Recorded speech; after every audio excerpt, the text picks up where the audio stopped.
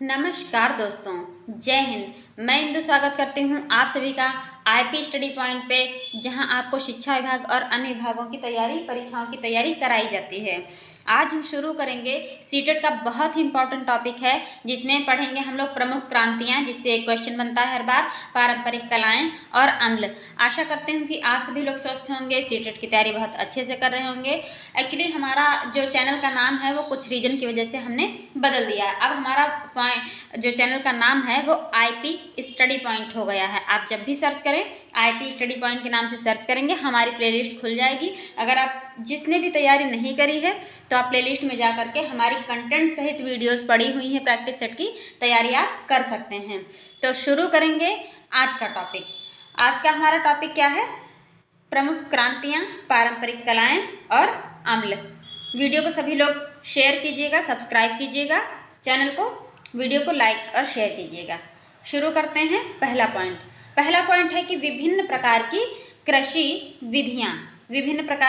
विधियाँ। देखिए, इससे एक क्वेश्चन हमेशा बनता है, आता है। पहला पॉइंट, विटीकल्चर। विटीकल्चर किसे कहते हैं? तो विटीकल्चर कहते हैं अंगूरों का उत्पादन, जहाँ पे अंगूरों का एक मतलब ह्यूज एरिया में उत्पादन किया जाता है, वो एक कल्चर के रूप में हो जाता है। अंगूरों के उत्पादन को क्या कहते हैं?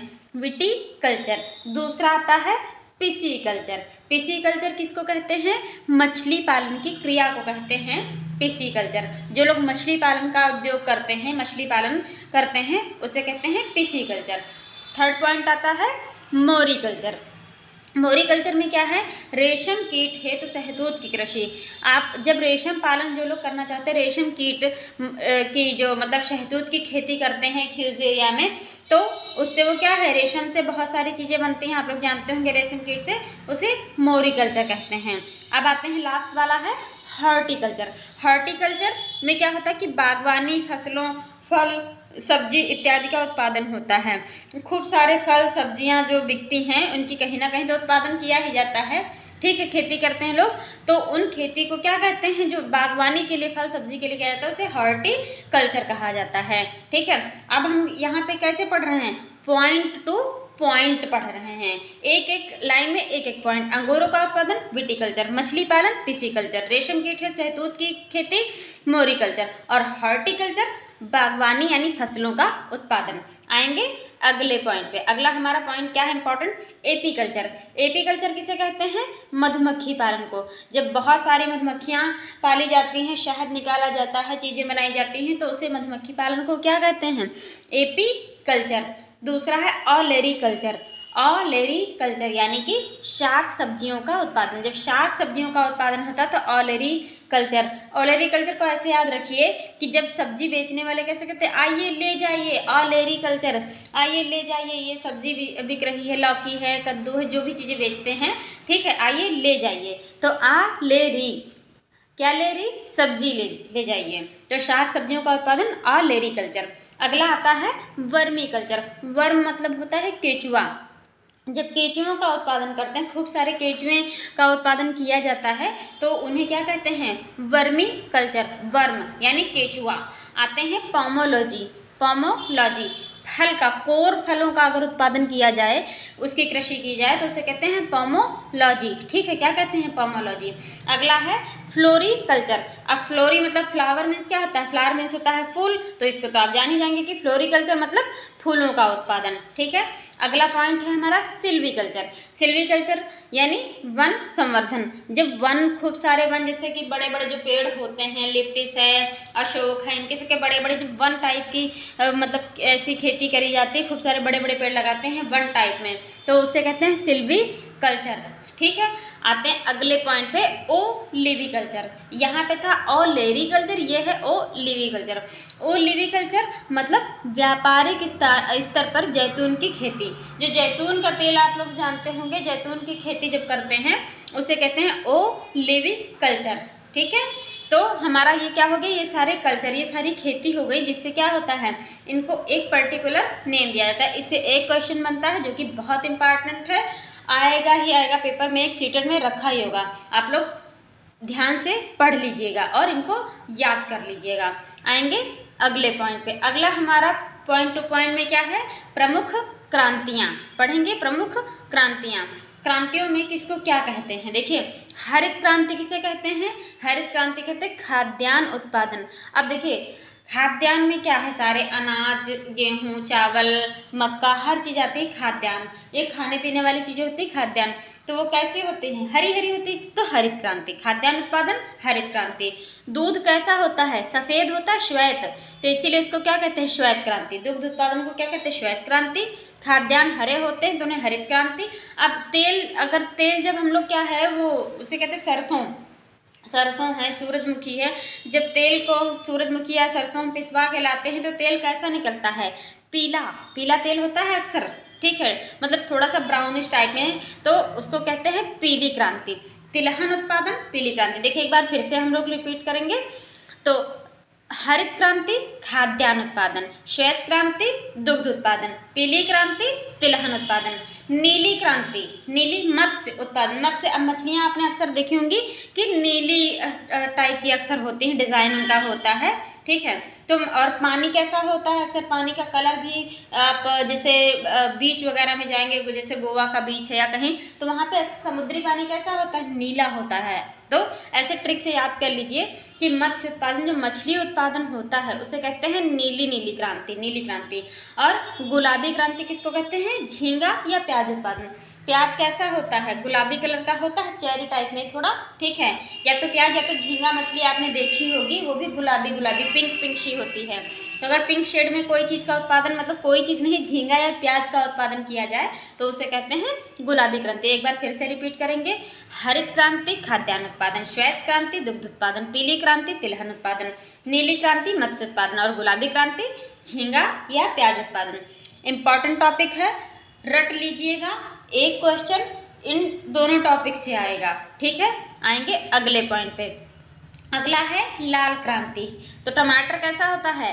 लाल लाल। कैसा होता है टमाटर? लाल लाल।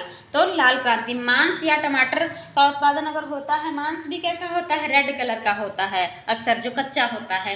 तो टमाटर या मांस का उत्पादन लाल क्रांति। आलू कैसा होता है? अक्सर गोल होता है, बस उसकी डिजाइन थोड़ी इधर उधर टेढ़ी मेढ़ी होती है, तो उसे कहते हैं गोल क्रांति, गोल गोल, ठीक है।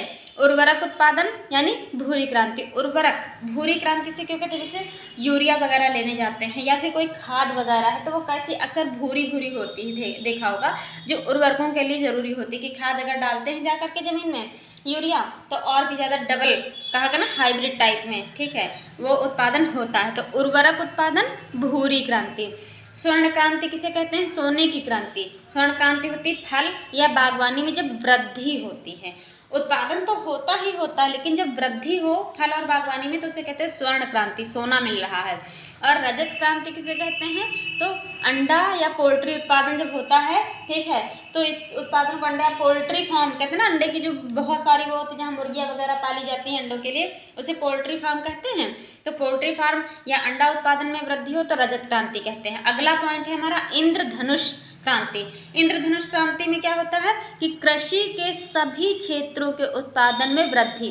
देखिए इंद्रधनुष जब निकलता है, रेनबो जिसे कहते हैं आसमान में, आपने देखा होगा उसमें सारे कलर होते हैं, लाल पीला हरा नीला बैंगनी, ठीक है, बहुत सारे कलर होते हैं। तो इतना मान के चलिए सारे क्षेत्रों के उत्पादन में जब वृद्धि हो, किसमें? खेती के उत्पादन वाली बात चल रही है यहाँ पे। तो खेती यानी कृषि के सभी क्षेत्रों के उत्पादन में जब वृद्धि हो तो इतना मान के चले इंद्रधनुष निकल आया, इंद्रधनुष क्रांति। अगला है काली क्रांति। काली क्रांति किसे कहते हैं? कच्चे तेल का उत्पादन। कैसा? जब कच्चा तेल का उत्पादन किया जाए तो उसे काली क्रांति कहते हैं। जो पेट्रोल होता है, डीजल होता है, ठीक है, इन सब की जब कहा गया ये सब तो जमीन के नीचे मिलते हैं, और अगर कच्चे तेल का उत्पादन किया जाए तो काली क्रांति उसे कहते हैं। अब आएंगे बादामी क्रांति। बादामी क्रांति किसे कहते हैं? मसाला उत्पादन। ये जो मसाले हम लोग खाते हैं, जीरा मिर्चा और बहुत सारे अजवाइन काली मिर्च, ये सब क्या है? तो बादामी क्रांति इसको बोलते हैं, मसाले उत्पादन को बोलते हैं। मसाला सबसे ज़्यादा कहाँ उगाया जाता है? भारत में क्या प्रसिद्ध है? केरल, ठीक, केरल जो है मसालों के उत्पादन के लिए फेमस है। अब आते हैं लास्ट वाली है अमृत क्रांति। देखिए नदी, कोई बहुत प्यासा हो, उसे बस एक बूंद पानी की मिल जाए तो वो कैसी होती है? अमृत के समान होती। कैसी होती है? कि उसे अमृत मिल गया जीने के लिए, उसको क्या है? वजह मिल गई, ठीक है, जीने के लिए। तो अमृत क्रांति किसे कहते हैं? नदी जोड़ो परियोजना। जब एक नदी दूसरी नदी से दूसरी नदी, तीसरी नदी से तीसरी नदी, चौथी नदी से ऐसे जुड़ती है, नदी जोड़ो परियोजना, तो उसे क्या कहते हैं? अमृत क्रांति। क्या कहते हैं? Amrit Kranti. It is very very important. Lal Kranti टमाटर उत्पादन या मांस उत्पादन, गोल क्रांति आलू उत्पादन, भूरी क्रांति उर्वरक उत्पादन, स्वर्ण क्रांति फल या बागवानी में वृद्धि, रजत क्रांति अंडा या पोल्ट्री उत्पादन में वृद्धि, इंद्रधनुष में क्या होता है? इंद्रधनुष क्रांति कृषि के सभी क्षेत्रों के उत्पादन में वृद्धि हो। और काली क्रांति का से काली, का से कच्चा तेल, का से काली, का से कच्चे तेल का उत्पादन, बा से बादामी क्रांति और मसाला उत्पादन, अमृत क्रांति यानी नदी जोड़ो परियोजना। ये पढ़ लीजिएगा आप लोग ध्यान से। आते हैं अगले पॉइंट पे, जो कि ये तो इससे एक ना एक सीटेट का क्वेश्चन है हर राज्य में, ठीक है। क्या चीज फेमस है, इससे भी क्वेश्चन आता है। पारंपरिक कलाएं, क्या पढ़ेंगे हम लोग? पारंपरिक कलाएं। ये कला है, ये राज्य या क्षेत्र हैं, ठीक, जिस क्षेत्र में जो चीज फेमस। सबसे पहले वर्ली चित्रकारी। कैसी? वर्ली चित्रकारी। तो वर्ली वड़ा पाव कहाँ बिकता है? मुंबई में बिकता है। आप लोगों ने सुना होगा कि वड़ा पाव जो है बहुत फेमस है मुंबई में। मुंबई कहाँ? महाराष्ट्र में है। तो वर्ली चित्रकारी उसी से याद करिए, ठीक। वर्ली, वा से वड़ा पाव, वा से वर्ली चित्रकारी। और वर्ली चित्रकारी कहाँ पे होती है? महाराष्ट्र में होती है, महाराष्ट्र। दूसरी है चिकन कढ़ाई। कैसी कढ़ाई? चिकन कढ़ाई। तो चिकन कढ़ाई तो आप लोग को पता है कि लखनऊ उत्तर प्रदेश के लखनऊ में ही चिकन कढ़ाई बहुत फेमस है, क्योंकि वो नवाबों का शहर रह चुका है, अभी भी है, ठीक है, कहा जाता है। तो चिकन कढ़ाई कहाँ की फेमस है? लखनऊ उत्तर प्रदेश, लखनऊ। अब आते हैं सिल्क। सिल्क की कला कहाँ की है? सिल्क है असम की। सिल्क की जो साड़ियाँ वगैरह आती हैं, चीज़ें आती हैं, तो वो असम। इत्र, इत्र सबसे पहले कहाँ पे बना था? तो इत्र के लिए फेमस है कन्नौज। वो भी कहाँ है? यूपी में है। कन्नौज कहाँ है? यूपी उत्तर प्रदेश में है। वहाँ पे इत्र, हर तरह का इत्र वहाँ पे मिलता है। मिलता तो सब जगह, लेकिन बनता कहाँ पे है? क्षेत्र में कौन सा है? कन्नौज। कन्नौज जाओ, इत्र लेकर आओ, ठीक है। अब आते हैं पीतल नगरी, पीतल कारीगरी। तो पीतल नगरी और पीतल कारीगरी किसे कहते हैं? मुरादाबाद को कहते हैं, मुरादाबाद उत्तर प्रदेश, ठीक है। वहाँ पे उसे पीतल कारीगरी करी जाती है मुरादाबाद में। अब आते हैं जामदानी बुनाई। जामदानी बुनाई कहाँ पे होती है? पश्चिम बंगाल में होती है, वेस्ट बंगाल में जामदानी बुनाई होती है। अगला और लास्ट पॉइंट इसका कलाओं का क्या है? शहतूत और पश्मीना शाल कहाँ बनती है? तो शहतूत और पश्मीना शाल जम्मू कश्मीर और लद्दाख में क्या है? बनते हैं। जम्मू कश्मीर और लद्दाख में शहतूत और पश्मीना शाल। एक बार फिर रिपीट कर लेते हैं। वर्ली चित्रकारी महाराष्ट्र, चिकन कढ़ाई लखनऊ उत्तर प्रदेश, सिल्क असम, इत्र कन्नौज। इत्र कहाँ से आया? कन्नौज से आया। पीतल कारीगरी मुरादाबाद उत्तर प्रदेश है। जामदानी बुनाई पश्चिम बंगाल, शहतूत और पश्मीना शाल जम्मू कश्मीर और लद्दाख। ये इंपॉर्टेंट टॉपिक के बाद आते हैं अगले पॉइंट टू पॉइंट पढ़ने वाले पॉइंट से, जिससे एक क्वेश्चन आएगा ही आएगा इस बार, देख लीजिएगा। और आप पिछले पेपर उठा के देख लीजिए, इससे एक क्वेश्चन जरूर आता है, अक्सर पूछा जाता है। अम्ल और उनसे संबंधित पदार्थ के किस पदार्थ में कौन सा एसिड यानी अम्ल होता है? पढ़ेंगे अम्ल। फर्स्ट ऑफ ऑल कौन सा अम्ल है? साइट्रिक अम्ल। कौन सा है? साइट्रिक अम्ल, या इसे सिट्रिक अम्ल भी कहते हैं। तो ये किसमें होता है सिट्रिक अम्ल? नींबू, संतरा, मौसमी, जो खट्टी चीजें होती हैं उसमें कौन सा अम्ल पाया जाता है? सिट्रिक अम्ल पाया जाता है नींबू, संतरा, मौसमी में। दूसरा है एसिटिक अम्ल। एसिटिक अम्ल क्या है? तो एसिटिक अम्ल एसिडिटी जैसे कहता है ना कि खत्म कर देता। सिरका जो होता है पेट के लिए बहुत फायदेमंद होता है, एसिडिटी खत्म कर दे, ठीक है। सिरका बहुत जो है इंपॉर्टेंट है। सिरके में कौन सा अम्ल पाया जाता है? एसिटिक अम्ल। सिरका एसिटिक अम्ल, नींबू, संतरा, मौसमी सिट्रिक अम्ल, एसिटिक अम्ल सिरका। लैक्टिक अम्ल, लैक्टिक अम्ल खट्टा दूध या दही में, मतलब दूध और दही में हमेशा लैक्टिक अम्ल पाया ही जाएगा, ठीक है। दूध दही में क्या पाया जाता है? लैक्टिक अम्ल। और आते हैं फॉर्मिक अम्ल। फॉर्मिक अम्ल में क्या किसके में पाया जाता है? लाल चींटियाँ जो होती हैं, लाल लाल चींटियाँ आपने देखी होंगी, उनके डंक में होती हैं, होता है फार्मिक अम्ल।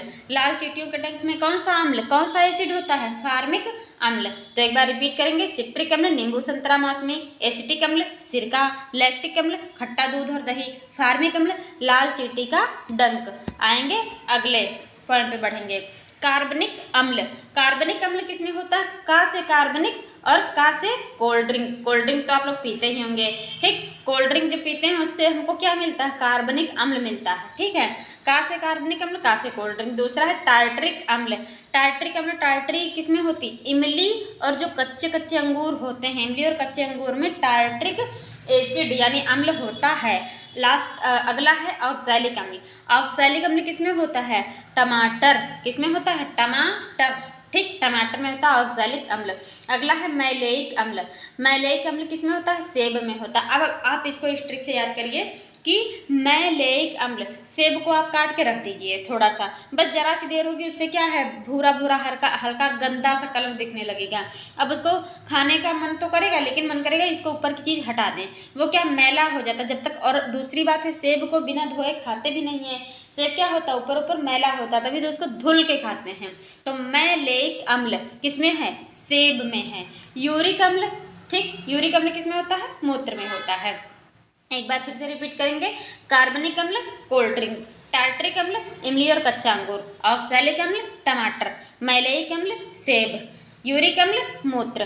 तो ये हमारा आज का टॉपिक यहीं पे समाप्त होता है। मिलते हैं हम आपको नेक्स्ट वीडियो में।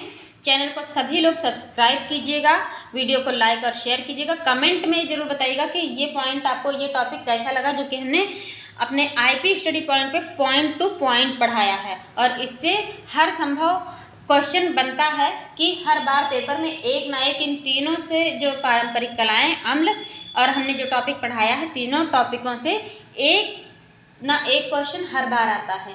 इसको कॉन्सेंट्रेट होकर पढ़ लीजिएगा, आपका क्वेश्चन इसमें से 101% फंसेगा, ठीक है।